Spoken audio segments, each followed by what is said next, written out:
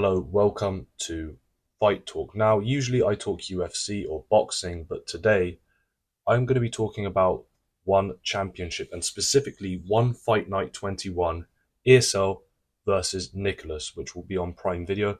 This isn't a sponsored post or anything, I'm just letting you guys know where you can watch this if you find it interesting after I've explained a few of the fights that I'm looking forward to. Now, April 5th, this is taking place, and I want to just go over the main event and the two fights happening before it, and just go over the quality of fighters we have here in this event. It's very high, and I've only just started watching one championship. I've always been a fan of UFC. I've always been a fan of boxing. One championship, I haven't even bothered. But now I've started to watch it, I can understand the appeal. I enjoy having kickboxing, Muay Thai, Jiu Jitsu, MMA all in one place, right?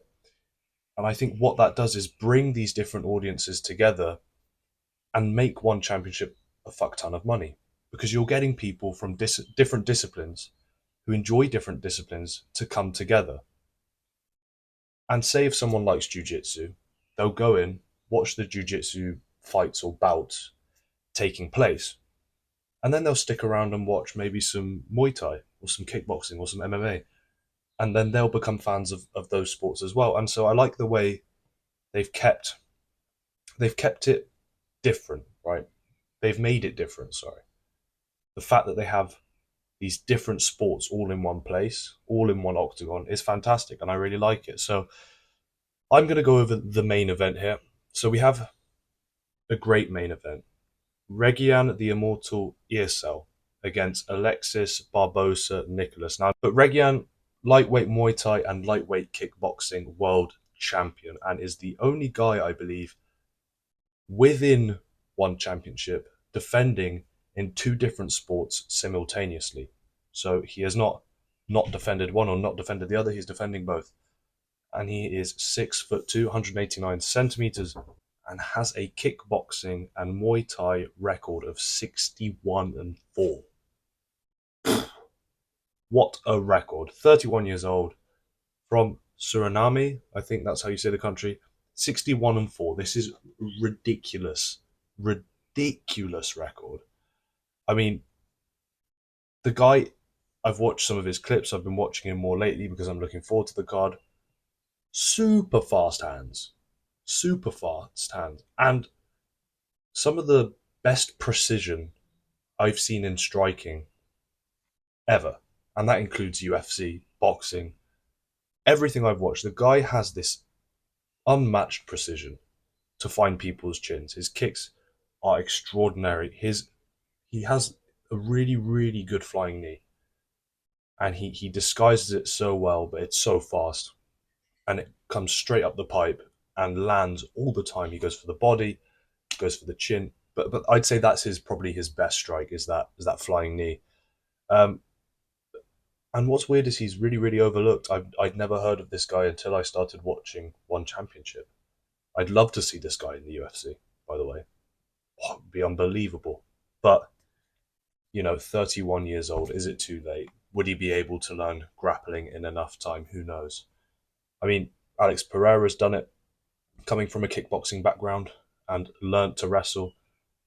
But you've got to remember his coach is Glover Teixeira. So could he find someone like that to teach him wrestling, teach him jiu-jitsu? Who knows? But he is fighting Alexis Barbosa Nicolas. Now, Alexis, ISKA world champion, two-time KGP world champion.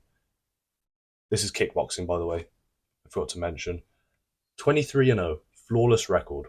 And he says that he is ready to take on Regian the Immortal Eersel.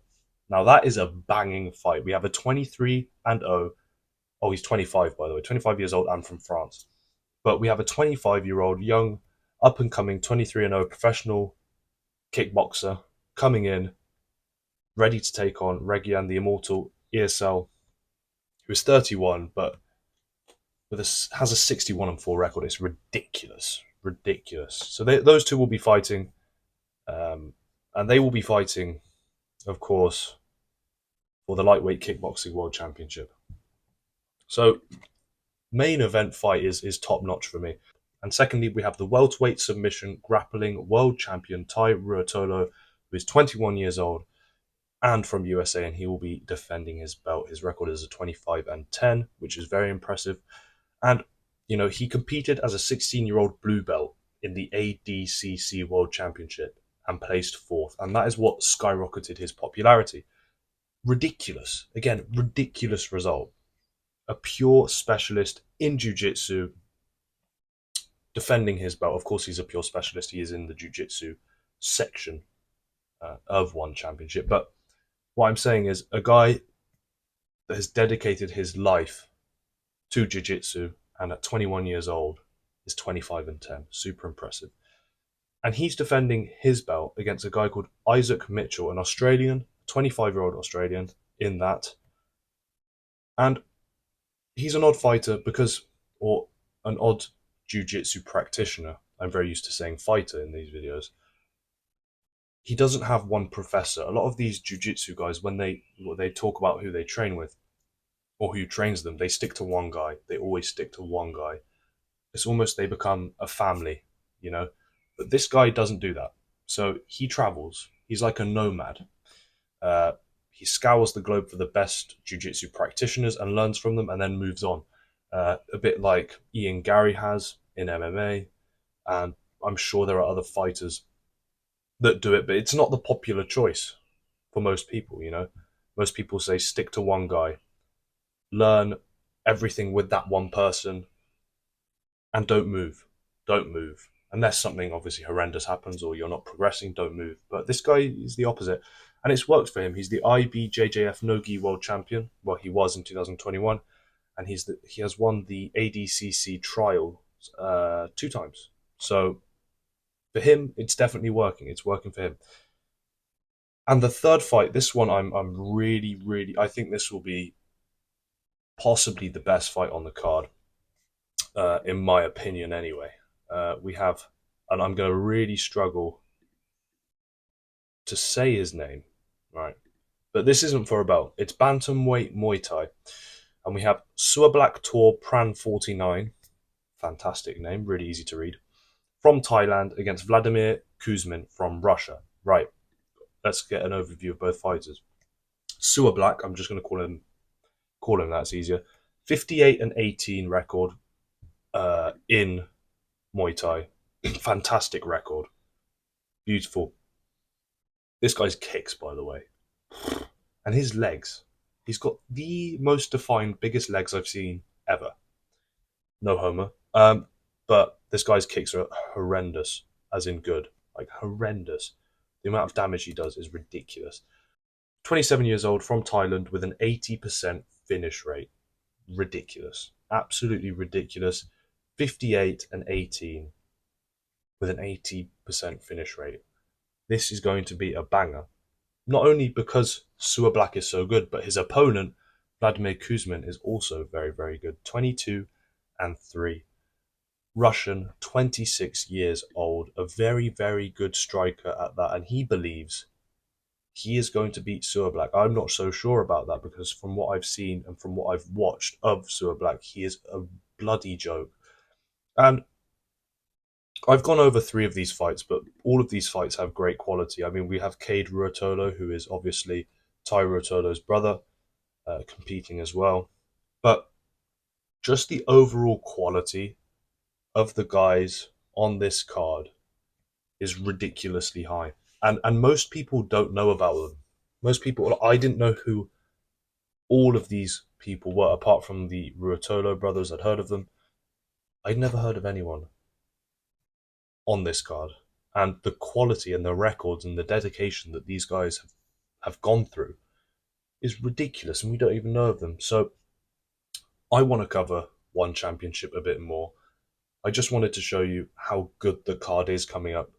Try and watch it if you can. I reckon you guys who like UFC might have a better time than you think watching this, in my opinion. That's what I've found. I actually enjoy having kickboxing, submission grappling, Muay Thai, MMA mixed together in one event. Um, I think it works. I do think it works. And I think that the UFC at the moment is not being run very well, in my opinion. I don't think that there are as many stars as there should be or as there have been in the past. I do think we are getting to the point now in the UFC where the UFC could be in trouble. And I do think that the way Dana White is running this organization isn't very healthy. I think that he lets his ego get in the way. I think he destroys people's careers on purpose. I also think he does it accidentally. Of course, he does make good decisions as well. He does create stars where he can. But I do think a lot of people are getting frustrated by the way Dana White handles things and how he keeps fighters in these contracts and doesn't let them fight anywhere else, but won't get them a fight. You know, he'll stall people's careers. He's done it to Nate Diaz. He's doing it currently to Conor McGregor. Um, and that's what made me look at alternatives. What do I want to watch? And that's how I stumbled. I'd heard of One Championship, but what made me watch this, or made me watch One Championship more, was the fact that the UFC was run so badly. And actually, these guys are probably going to get paid more than most UFC fighters in this event. I mean, Demetrius Johnson talks about how much more he gets paid in One Championship and how much more he feels loved. And he was notoriously treated absolutely terribly by Dana White. But a lot of people are getting fed up with how the UFC is run at the moment. And my point is, have a look at the alternatives. Have a look at One Championship. Have a look at PFL. Go and watch some boxing. Go and watch some jiu-jitsu. You'll be surprised by how entertaining it is. And if you are going to watch One Championship, give this event that I'm talking about a chance. Have a watch, and I think you'll really, really enjoy it. But anyway, I wanted to go over this. I will obviously be doing a reaction to how each fight went. Like and subscribe. I know this is something a bit different, but like and subscribe, and thank you for watching.